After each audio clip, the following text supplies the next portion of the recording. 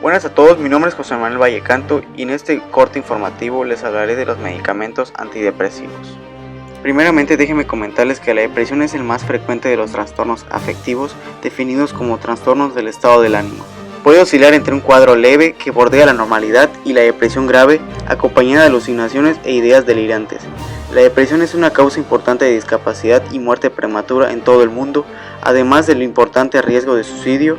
Los individuos deprimidos tienen más probabilidades de morir de otras causas como por las enfermedades cardíacas o el cáncer. La depresión es un trastorno heterogéneo en el que los pacientes se presentan con uno o más síntomas esenciales y que se asocia a menudo a otras alteraciones psiquiátricas como ansiedad, trastornos alimentarios y drogadicción.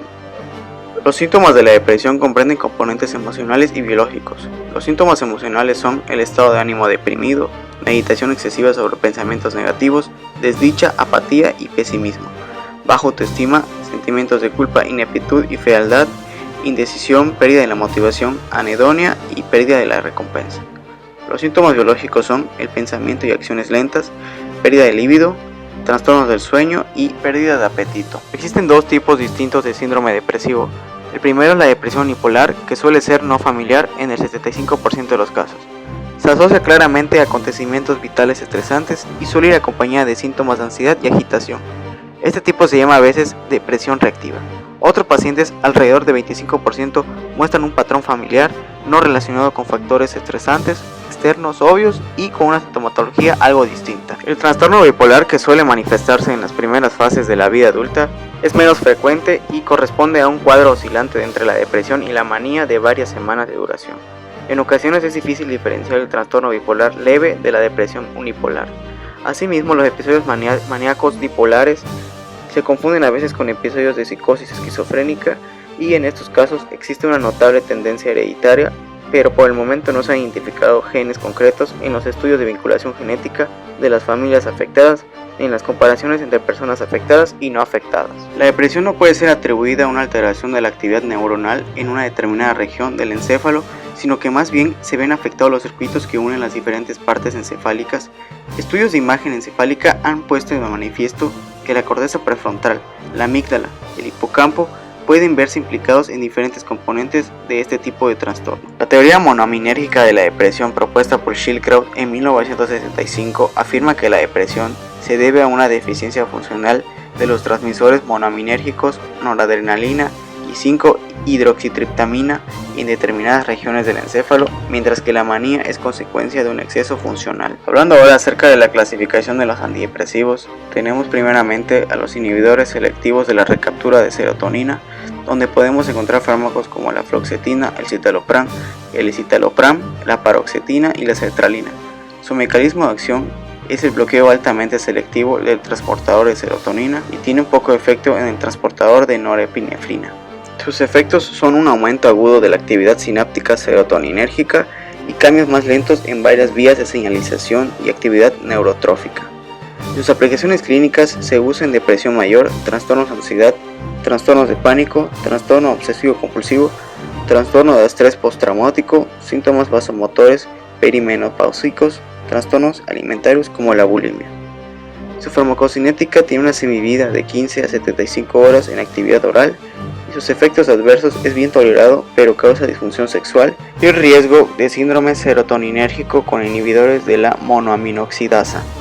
En interacciones puede haber alguna inhibición del citocromo P2D6 y el P3A4 con la fluoxetina, el citocromo P1A2 con la fluvoxamina y el citocromo P2D6 con la paroxetina. En la segunda clasificación de los medicamentos antidepresivos encontramos a los inhibidores de la recaptura de serotonina, norepinefrina, medicamentos como el duloxetina, el venlafaxina y el levomilnacipran. Su mecanismo de acción es el bloqueo moderadamente selectivo del transportador de norepinefrina y el transportador de serotonina. Sus efectos pueden ser un aumento agudo de la actividad sináptica serotoninérgica y adrenérgica, de lo contrario como los inhibidores selectivos de la recaptura de serotonina.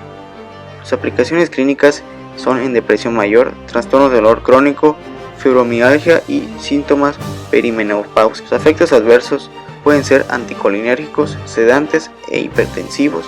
Sus interacciones pueden ser en alguna inhibición de citocromo P2D6 como la duloxetina y la desvenlafaxina, y también interacciones del citocromo P3A4 con levomilnacipran. En la tercera clasificación encontramos a los antidepresivos tricíclicos como la imipramina, entre otros. Su mecanismo es bloqueo mixto y variable del transportador de norepinefrina y el transportador de serotonina. Sus efectos son similares a los inhibidores de la recaptura de serotonina norepinefrina, más un bloqueo significativo del sistema nervioso autónomo y los receptores de histamina. Sus aplicaciones clínicas son en la depresión mayor, cuando no responde a otros fármacos, en trastornos de dolor crónico, incontinencia y trastorno obsesivo compulsivo, donde es usado la clomipramina. En su farmacocinética, estos fármacos pueden tener semividas extensas, sustratos de citocromo P450 y metabolitos activos. Sus efectos adversos son efectos anticolinérgicos, alfa bloqueadores, sedación, aumento de peso, arritmias y compulsiones en caso de una sobredosis. Sus interacciones pueden ser inductores e inhibidores del citocromo P450. En la cuarta clasificación tenemos a los moduladores del receptor 5-HT, donde encontramos medicamentos como la nefazodona y la trazodona.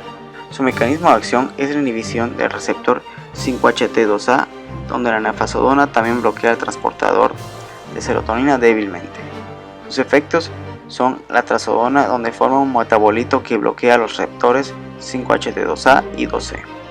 Sus aplicaciones clínicas se dan en la depresión mayor y sedación o hipnosis. Su farmacocinética posee semividas relativamente cortas y metabolitos activos. Sus efectos adversos son el bloqueo moderado de los alfa receptores y H1, y sus interacciones podrían ser en la nefazodona cuando se inhibe a citocromo P3A4. Otro fármaco de esta misma clasificación es el bortioxetina, donde su mecanismo de acción es antagonista de los receptores 5-HT3, 5-HT7, 5-HT1D y además agonista parcial en el receptor 5-HT1B, agonista en el receptor 5-HT1 e inhibe el transportador de serotonina.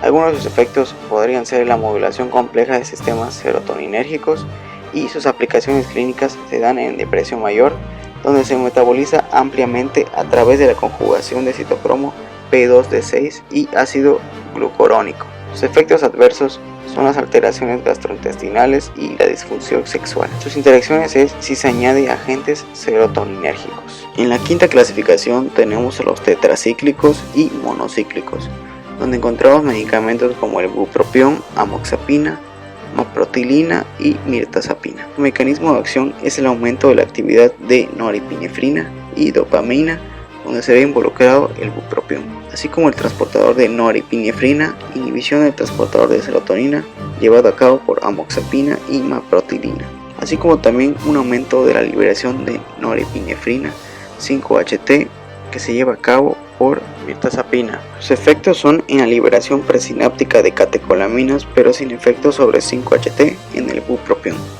Y la amoxapina y la maprotilina se parecen a los antidepresivos tricíclicos. Sus aplicaciones clínicas son en la depresión mayor, al dejar de fumar, donde se usa bupropión, y en una sedación donde se usa mirtazapina. Y la amoxapina y la maprotilina rara vez se usan. En la farmacocinética poseen un metabolismo extenso en el hígado. Sus efectos adversos es que disminuyen el umbral compulsivo, como la amoxapina y el bupropión, y sedación y aumento de peso en la mirtazapina.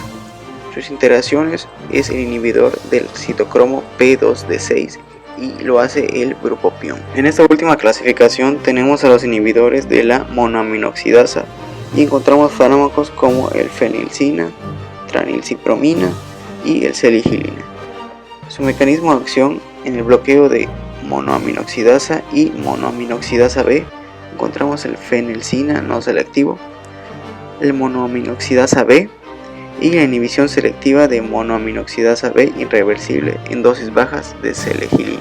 Los efectos es la formulación transdérmica de seligilina, donde se logran niveles que inhiben la monoaminoxidasa A. Sus aplicaciones clínicas se dan en depresión mayor que no responde a otros fármacos, y en enfermedad de Parkinson se les da seligilina. Su farmacocinética es que este fármaco o estos fármacos tienen una inhibición muy lenta. Sus efectos adversos son la hipotensión e el insomnio, y en una interacción puede ocasionar crisis hipertensiva con tiramina, otros simpático miméticos directos y el síndrome serotoninérgico con agentes serotoninérgicos como meperidina.